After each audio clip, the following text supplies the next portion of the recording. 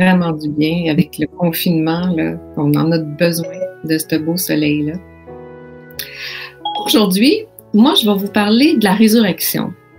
À vrai dire, peut-être là ou les résurrections, enfin. Mais qu'est-ce que la résurrection veut me dire dans ma vie? Qu'est-ce que la résurrection ou les résurrections, parce que vous allez voir, qu'est-ce qui nous enseigne? C'est que, avant d'aller plus loin, je veux demander à l'Esprit Saint de venir. C'est que je pense que c'est toujours pratique, hein, comme je vous le dis à chaque fois, puis je suis certaine que vous le savez, mais enfin, on recommence tout le temps que je voulais. Fait que, au nom du Père, du Fils et du Saint-Esprit, Amen. Seigneur Jésus, je te demande d'envoyer ton Esprit Saint. Je te demande d'envoyer ton Esprit Saint en nous, à travers nous. Je te demande, Esprit Saint, de venir nous enseigner, de venir nous dévoiler, de venir faire lumière. Je te demande de nous couvrir d'un dôme de protection, tous et chacun. Je te demande de venir avec force et puissance sur toutes les personnes qui écoutent présentement, puis sur toutes les personnes qui vont écouter. Et je te demande de venir faire l'unité entre nous.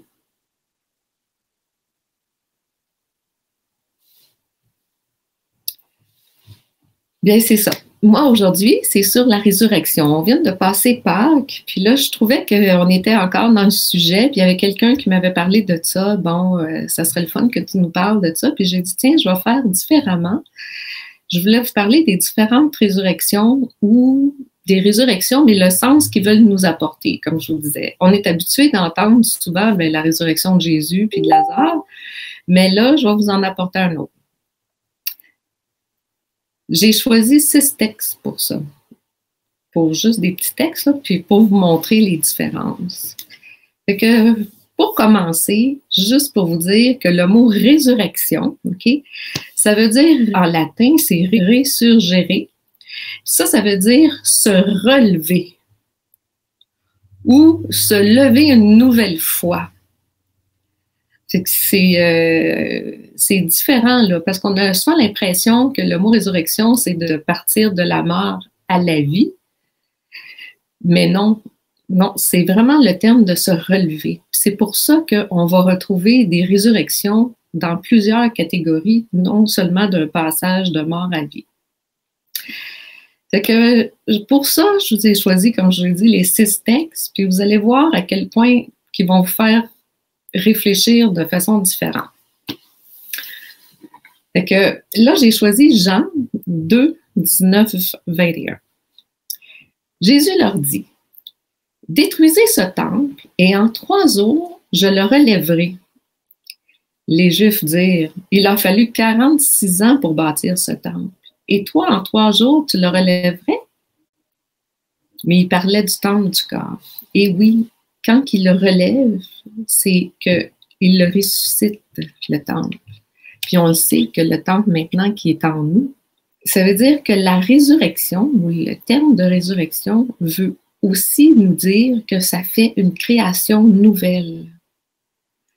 Parce que le temple qui était à l'extérieur maintenant est devenu en nous.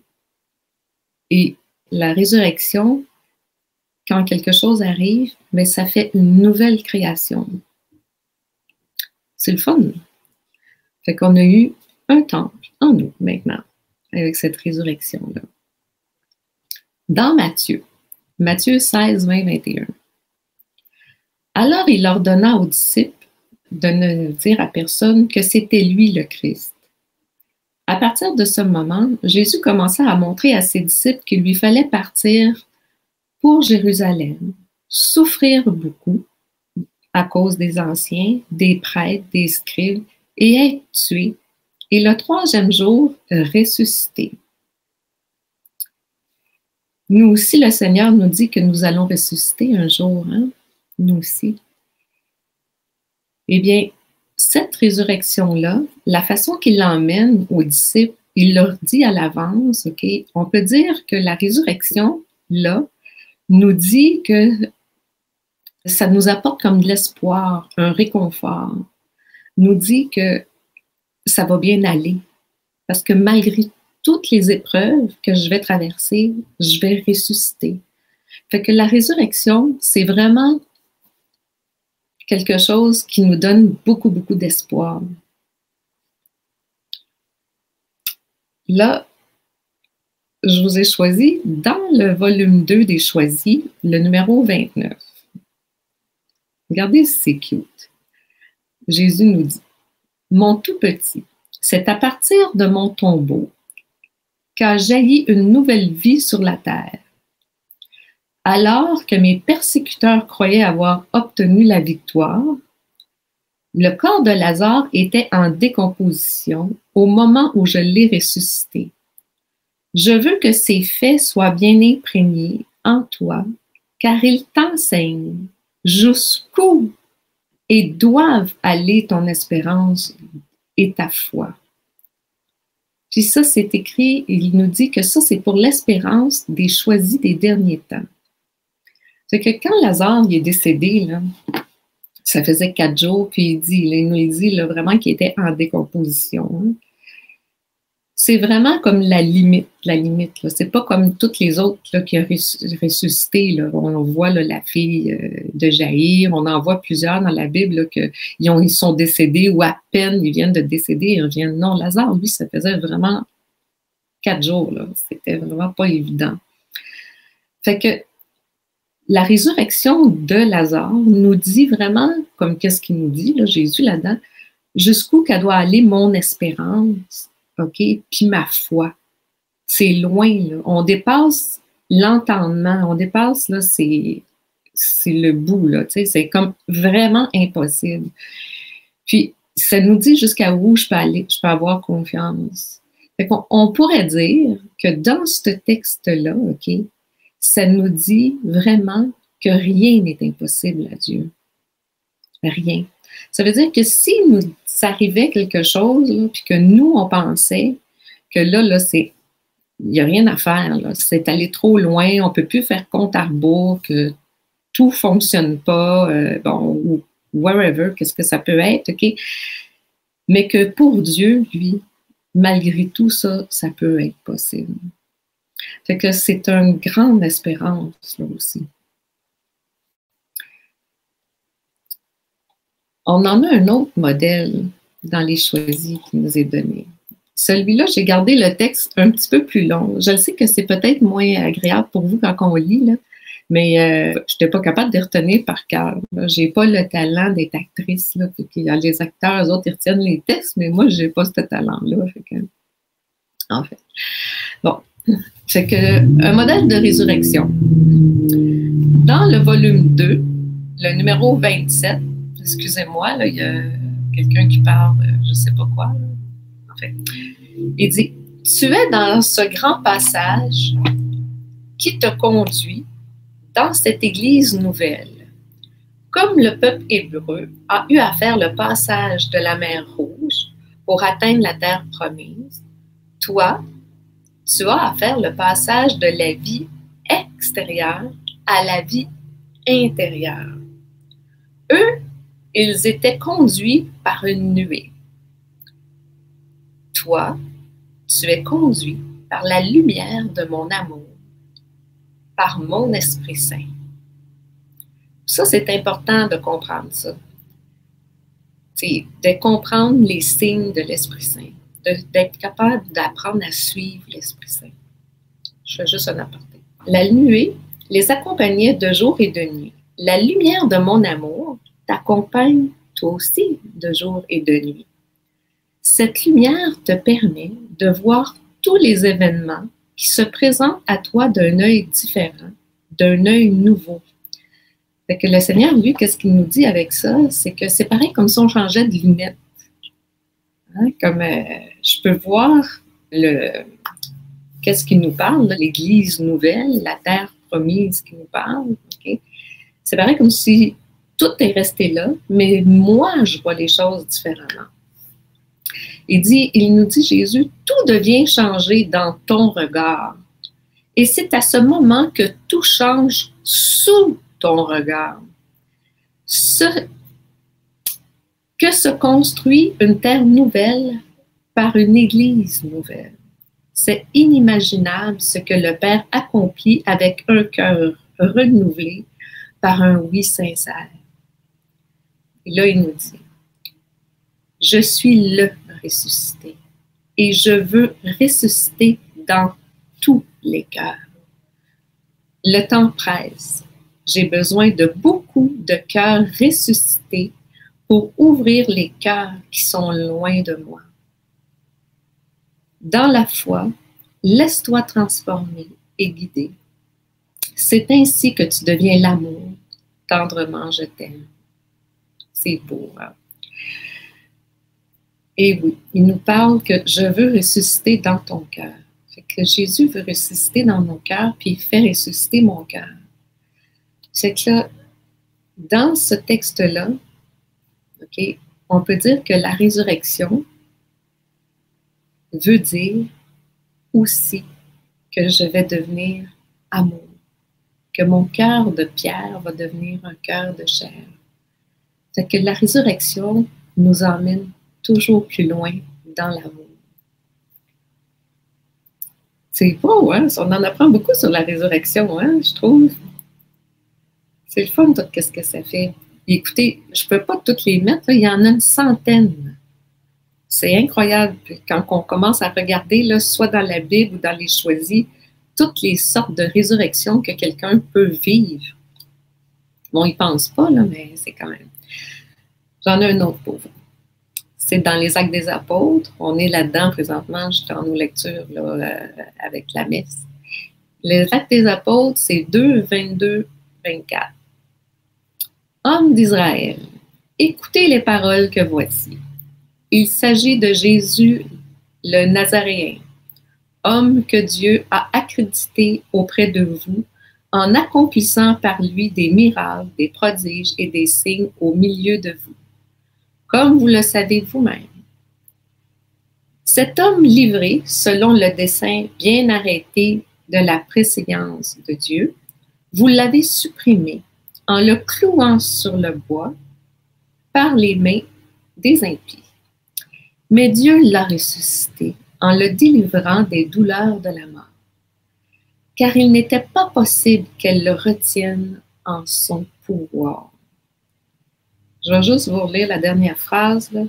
Mais Dieu l'a ressuscité en le délivrant des douleurs de la mort, car il n'était pas possible qu'elle le retienne en son pouvoir. Moi, j'ai vérifié dans plusieurs Bibles, inclusivement la Vulgate, là, puis je vous parle là, que quand il nous dit là, des pouvoirs de la mort, là, c'était un combat. C'est un combat qu'il a vaincu. Ici, on peut dire que la résurrection de Jésus là, est synonyme d'une victoire. Hein, on la connaît, c'est la victoire de la vie, de l'amour sur la mort. Fait que, on peut dire que la résurrection, ben, c'est le synonyme de victoire. Puis, dans ce cas-là, la résurrection, elle nous emmène plus loin parce qu'elle nous amène à penser aussi à notre vie nouvelle, à nous aussi, parce que nous, dans cette histoire-là, on est impliqués. C'est ma dernière, celle-là. C'est dans le livre des Choisis, le volume 1, 8. Il commence comme ça, Jésus. Mon tout petit, comme je t'aime, je te sens de plus en plus docile et cela réjouit mon cœur. Si tu savais comme j'ai besoin présentement de cœur docile pour ces derniers temps que nous vivons. Mon cœur saigne abondamment de voir mes tout petits comme toi qui se laissent croire grands, qui sont toujours préoccupés par toutes sortes de choses, leur propre gloire ou bien leur plaisir, comme s'ils étaient créés pour ne vivre que sur la terre, comme si leur vie terrestre était une fin en soi, alors que ce n'est qu'un début, qu'une préparation à la vie éternelle.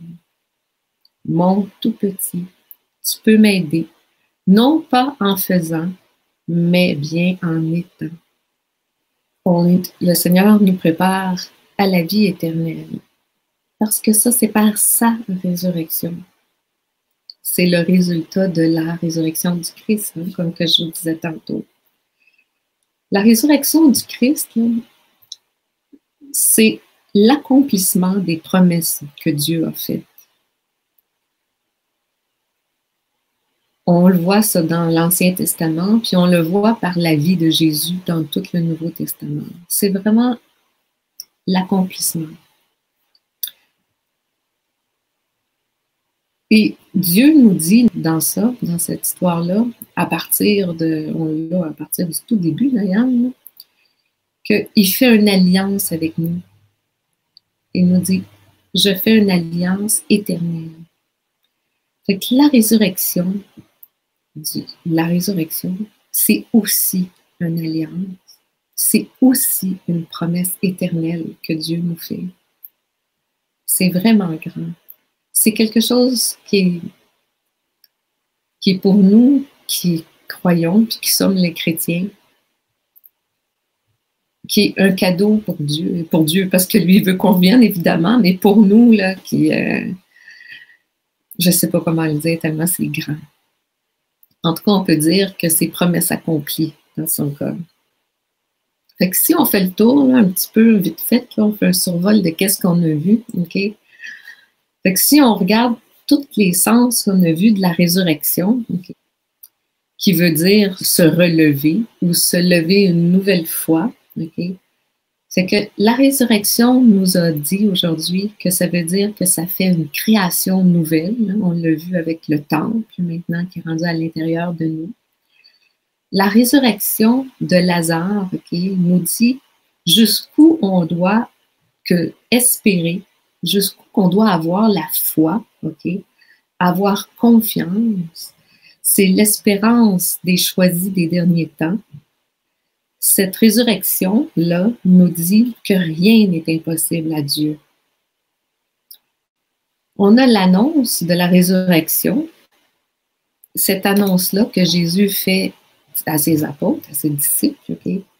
C'est une résurrection plutôt de réconfort, que tout va bien aller, un peu comme qu'est-ce qu'on a ici. Okay?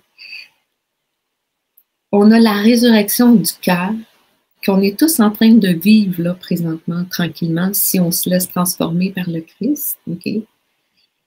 C'est celle qui fait que mon cœur de pierre devient un cœur de chair. C'est celle qui fait que mon cœur, okay, devient amour. C'est le Christ qui vient dedans. C'est beau, hein? On a la résurrection qui veut nous dire que c'est une victoire, la victoire contre la mort. Puis cette victoire-là, ça nous donne la promesse d'une vie nouvelle, puis d'une vie, pas n'importe laquelle.